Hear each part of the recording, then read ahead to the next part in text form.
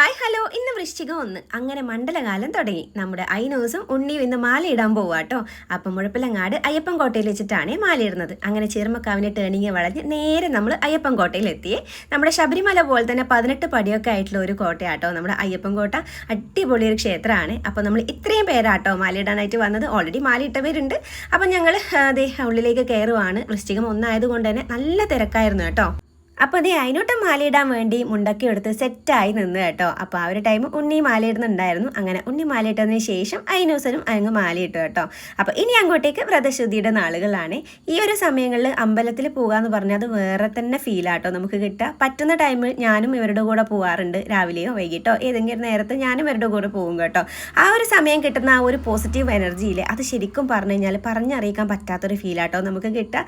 ഒത്തിരി ആൾക്കാർ ഇതുപോലെ മാലയിട്ട ആൾക്കാർ ഇങ്ങനെ അമ്പലത്തിൽ വരിക, തൊഴുക, ആ ഒരു കാഴ്ച തന്നെ കാണാൻ തന്നെ നല്ല ഭംഗിയാട്ടോ. അങ്ങനെ മാലയൊക്കെ ഇട്ട് തേങ്ങയൊക്കെ ഉടച്ച് തൊഴുത് പ്രാർത്ഥിച്ചിട്ട് പ്രസാദമൊക്കെ വാങ്ങിച്ചു കേട്ടോ. പിന്നെ ഇന്ന് അയ്യപ്പൻ കോട്ടയിൽ നല്ല അടിപൊളി ഉപ്മാവും അതുപോലെ തന്നെ കാപ്പിയും ഉണ്ടായിരുന്നു കേട്ടോ. അപ്പം ഞങ്ങൾ വയറ് നിറച്ച് ഉപ്മാവും കാപ്പിയൊക്കെ അവിടെ നിന്ന് കുടിച്ചിട്ടാട്ടോ അവിടെ നിന്ന് ഇറങ്ങിയത്. അപ്പോൾ ഇറങ്ങിയിട്ട് ഇനി പോകുന്ന വഴിക്ക് ചിറുമക്കാവിലൊന്ന് കയറണം, കാരണം അത് നമുക്ക് ഒഴിവാക്കാൻ പറ്റത്തില്ല. അങ്ങനെ ഞങ്ങളെല്ലാവരും കൂടി ചിറുമക്കാവിലേക്ക് പോയി തൊഴുതിട്ട് ശേഷമാട്ടോ വീട്ടിലേക്ക് മടങ്ങിയത്. അപ്പോൾ ഐനൂസ് കുളത്തിൽ ഇറങ്ങിയിട്ട് കയറുന്ന ആ ഒരു കാഴ്ച ശരിക്കും കണ്ടപ്പോഴേ എനിക്ക് ചിരി സഹിക്കാൻ പറ്റിയില്ല. മുണ്ടൊക്കെ എടുത്തിട്ട് നടക്കാൻ പറ്റാത്ത ഒരു രീതിയിൽ. അപ്പോൾ ഇത്രയേ ഉള്ളൂ ഇന്നത്തെ വിശേഷം. വീണ്ടും അടുത്ത വീഡിയോ കാണാം. ടാറ്റാ.